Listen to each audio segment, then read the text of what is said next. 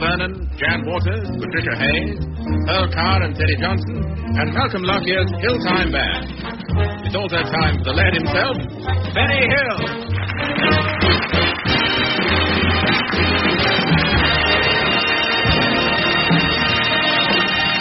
Thank you very much indeed. You know, we read quite a lot of stories in the papers these days about big business tycoons.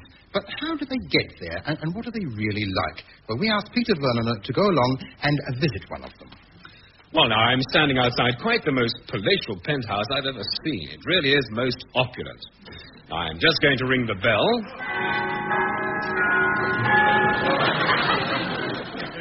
Is there someone there?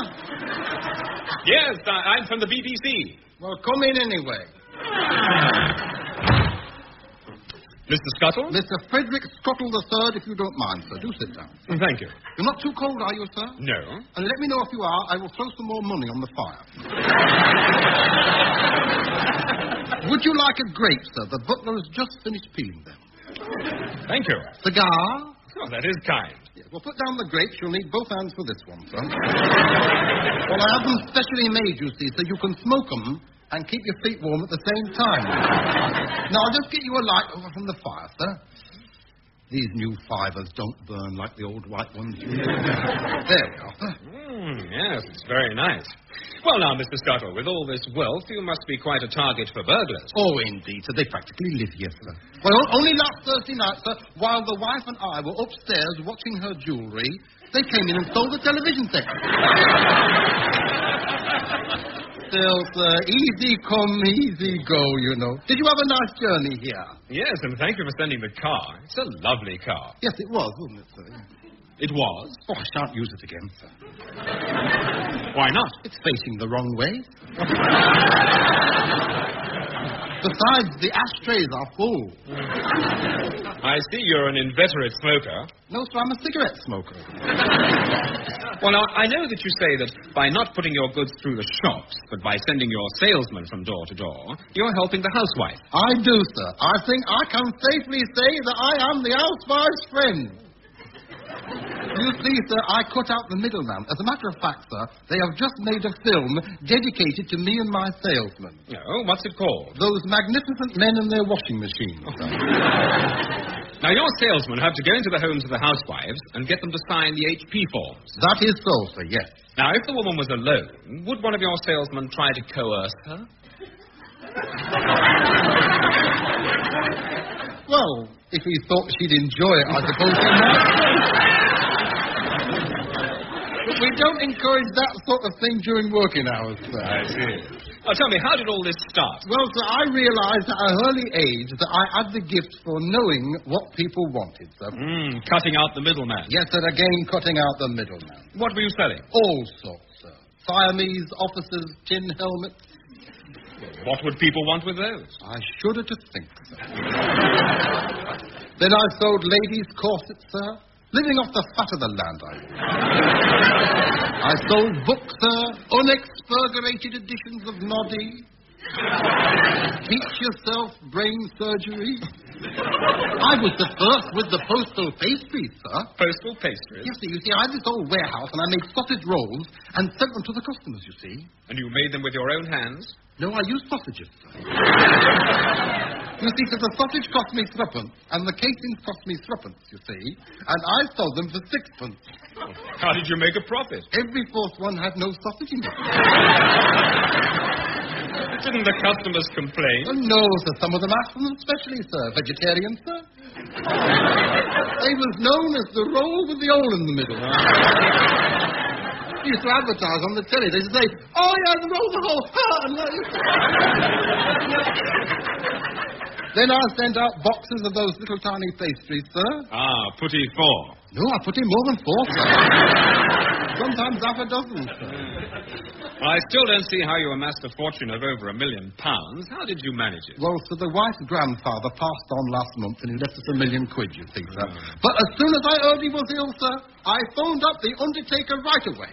The undertaker? Or didn't you go to a doctor? Oh, no, sir. I always believe in cutting out the middleman. Would you like a grape, sir?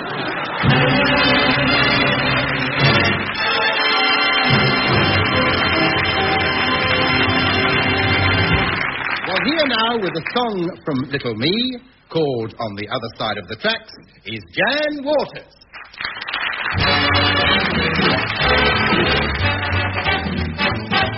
On the other side of the tracks, that is where I'm going to be. On the other side of that great divide between fame and fortune and me. Gonna put my shadows behind me, give my inhibitions the X. And tomorrow morning you'll find me on the other side of the tracks. On the other side of that line, where the life is fancy and free. Gonna sit and fan on my fat divan while the butler bottles the tea. But for now I'm facing the fences, and I can't afford to relax. When the whole caboodle commences on the other side of the track. So I'm off and running over the rail. I'm going gunning after the quail. Off and running, send me the mail to that great big world on the other side. The great big world on the farther side. The great big world on the other side of the track. On the other side of the track, that is where I'm going to be. On the other side of that great divide between fame and fortune and me. Gonna put my shadows behind me, give my inhibitions the act. And tomorrow morning you'll find me on the other side of the track. To the great big world that'll open wide. To the great big world on the other side of the track. Other side of the track. Other side of the track.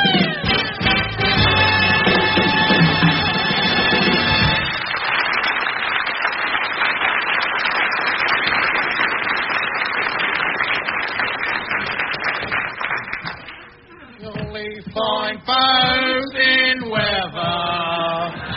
Coming 96, coming 96. Yeah, Harry, we better get back quick. But we only been up 3 minutes. Well, he said coming 96 and we're 96. I just looked over the side. Yeah, it's 96, all right. Lofty, Yeah? you're not by any chance reading it upside down, are you? Oh, yeah. Well, what number are we then? 69. I don't know why I bother with you. I don't straight. And don't keep splashing me. I can't help it. I'm not used to rowing, not like them. Not like who? Well, them girls in that boat. Oh, they're lovely, ain't they? Oh, yeah. Here, who are they? Oh, they're the girls from the university. They're the rowing team. I wouldn't mind stroking a crew like that myself. Yeah, Harry, Yeah? see that one on the end? Yeah? Well, that's Antonia. She's always misbehaving herself. How do you know? I've heard. They reckon she'll be expelled one of these days. I don't know about the other 7, though. Well, they're all in the same boat, aren't they? Shall I try and catch them up? Catch him up. You couldn't catch up a slow-moving crab. Now, pull it at the bank over there. Why? Because that Janie Waters is sitting on it, and I want to chat her up here. Yeah, but she's on her own. Well? Yeah, well, I know what will happen. It's always the same. You'll get off with her, and I'll have to go home by myself. Well, how do you know she won't fancy you instead of me? Well, they never do, Harry. Oh, no, look, mate. I mean, you're assuming, aren't you, that she'd go for the one who's nice-looking and interesting and witty and full of charm, ain't you? No, I think she'll go for you.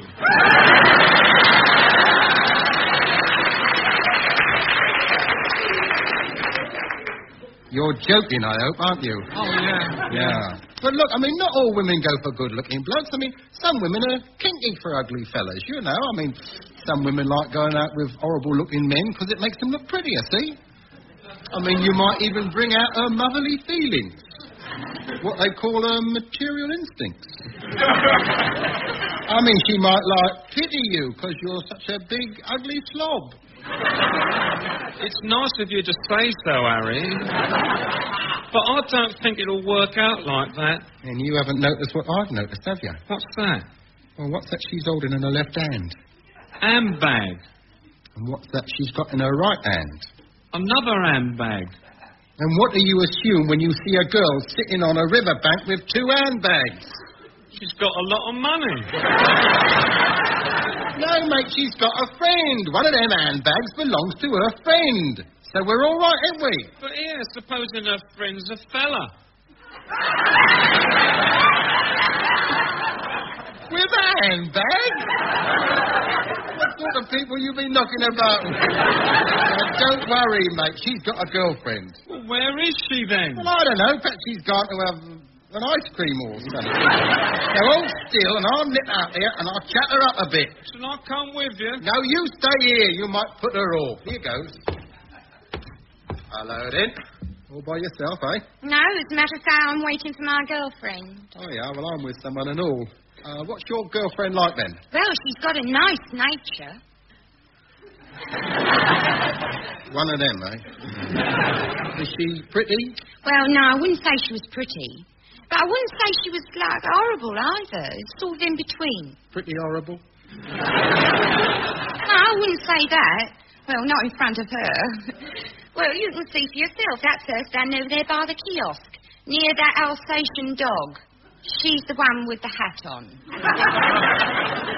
Oh, yeah. Edie Grimthorpe. Yeah. Well, it can't be up, can it? Well, I'll go and get my colleague, you. Excuse me. Here, Lottie. Yeah? Oh, Lottie, lucky you, eh? Cool, mate. Oh, you're going to have the one I wanted. Only like I saw yours. Too late. I couldn't change that, could I, you know? What's mine like? Oh, she's a real mad bird, mate. Orbitsville, here you come, eh? Come on, mate. Here we are, then. This is Lofty. And here comes Lofty's little playmate of the month. Got company, I see. Well, now, I'm Harry. And I'm Lofty. And I'm thirsty. Well, look at me. I don't get what I say, do I? No, you don't. Well, I'm easy. Easy, yes. Now, come on, let's all get comfy.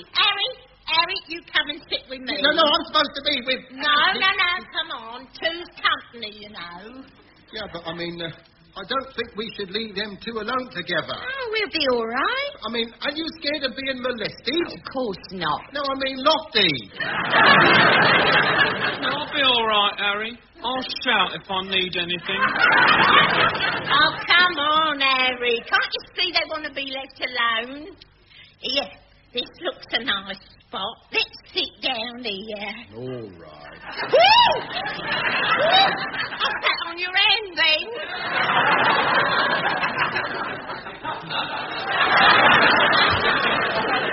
Yeah, I noticed. You nearly broke it. Now for me lemonade. In with the straw and away we go. That sounds very nice. You're not having any, so you needn't think you are. Why don't you put it up half a tone and I'll join in the chorus?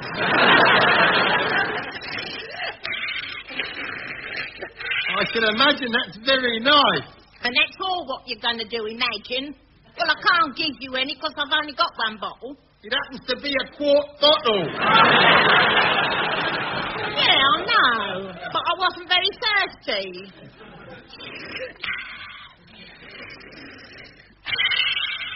There we are. All gone.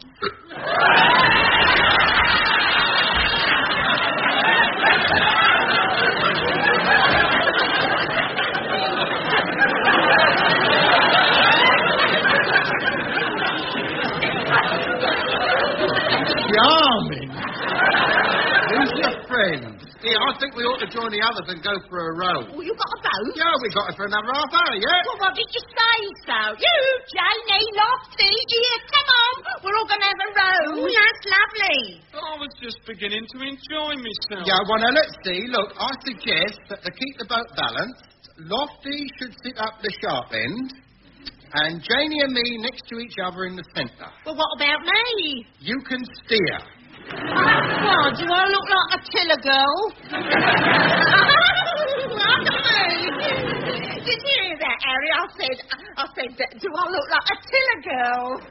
You don't really want an answer, do you?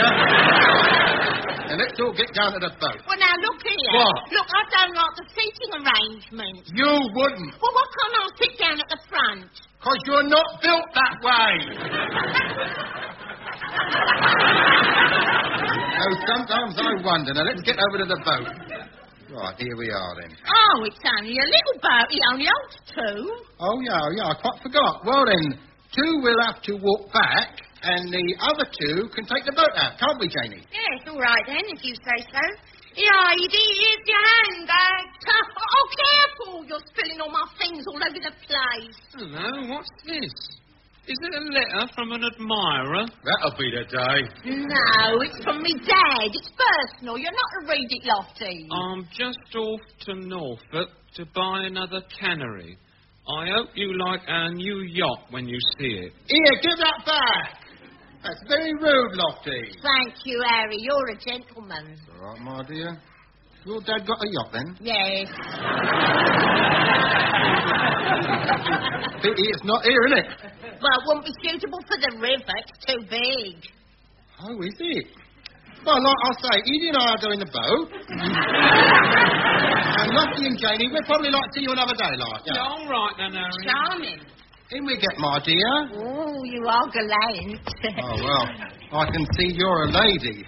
Off we go, then. Ta-da, you two. Alone at last, eh? Yeah, I think we should make for the little island, don't you? We could really be alone then. All right. I mean, we've got a whole half hour, haven't we? So we're not in a hurry, are we? Well, should I row a bit slower, then? Well, we don't want to tie you out, do we? Here, tell us about your dad's yacht. Oh, it's lovely. It's like all white and it's got 3 tall masts. Oh, yeah? Would you like to see it, Harry? Oh, yeah, not off. Sandy be all right. Oh, yeah, not off. Yeah, where? Amsterdam on the round pond. The round pond? You mean it's a little yacht? No, it's 2 foot long. But you said the yacht was too big for the river. No, I said the river was too big for the yacht. Well, what about that letter? Your dad buying another cannery. No, Lofty read it wrong. He's buying another canary. Well, we've only got one, and after all, two's company, isn't it? Not here, it ain't. Now, make for that landing stage. Perhaps we'll catch him before they get away. It's Janie what you really want to be with, isn't it? Yeah. I'm just the one what you get stuck with, ain't I, Harry? I'm never the one what you really want. Well, I may not be very attractive, Harry, but I've got feelings, you know. After all, I am a human being. You could have fooled me. You just don't understand, do you? Understand what? Well, about people like me. The odd girl out. The one some chap gets stuck with, never the one he wants. I'll tell you something, Harry. A girl who isn't very pretty needs to be loved just as much as a girl what is. Well, more, in fact. Because she needs reassuring that she's wanted and that she's needed. Do you see what I mean, Harry? Well, yeah. Oh, Harry. I'm going to ask you to do something for me. Now, will you, please? What? I want you to ask me to go out with you next week, and I want you to ask me nicely. Just like you really wanted me to go with you, please, Harry. Yeah, well... No, please, Harry. Ask me nicely, please, Harry.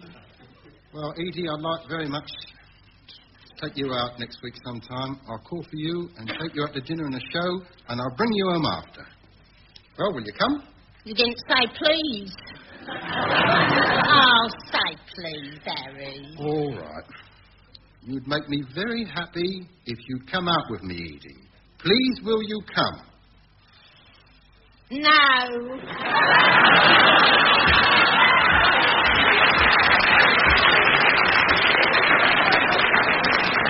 Women!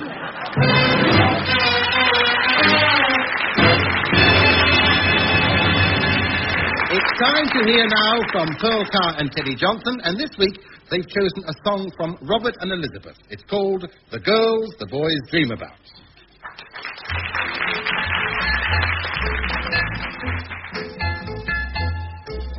The girls the boys dream about may not have toys. The girls the boys dream about cuddle their toys. But the girls the boys dream about boys. Dream about boys. The girls the boys dream about may have their plans. The girls the boys dream about live with their dads. But the girls the boys dream about lads. Dream about lads. The clock ticks on and love goes by, but hope stays strong, and still we wonder and sigh, will the day the dreams about ever come true? Will the friends, the relations impure the few, and the boy that you've waited for, waiting for you, waiting for you, for the days that are over, the bells that were rung, the dances you danced, and the songs that you sung. But the girls the boys dream about always stay young. Always stay young in the memory, touchingly, timelessly young.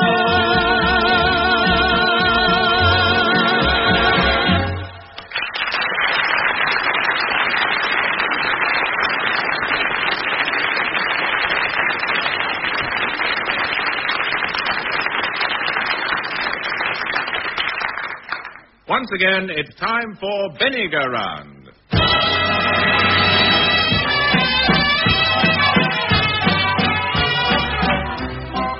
And here to introduce it is Peter Vague. Hello there. Pine Tree Studios' new film goes on release next week. It's a drama about 3 West Country bank robbers, and it's called The Jolly Robbers. Yeah, I should just have one more glass of my own made wine and I should be all right. You do not keep drinking like that, Ted. That's slow poison, that is. Well, I'm not in any hurry. Besides, we know that all our drink in this village. Why, I've seen some of them down the pub drink 18 pints a night. 18 pints? Don't you have any of them drunk? No, we never, ever had any of them drunk. Had one burst last week. Oh, this is lovely homemade wine, this is. Go on there, have half a glass. All right, then. There you are. I made that myself. Now, what do you think? That's not bad. Looks a funny colour, though. That would be the dye out in his socks. I forgot to take them out. Right, then, let's have a look at the plans again. Well, here, I don't like the idea of it. I mean, robbing a bank, well, it's not nice, is it? It's dishonest. I don't like anything dishonest. No, but you'll like the money when you get it.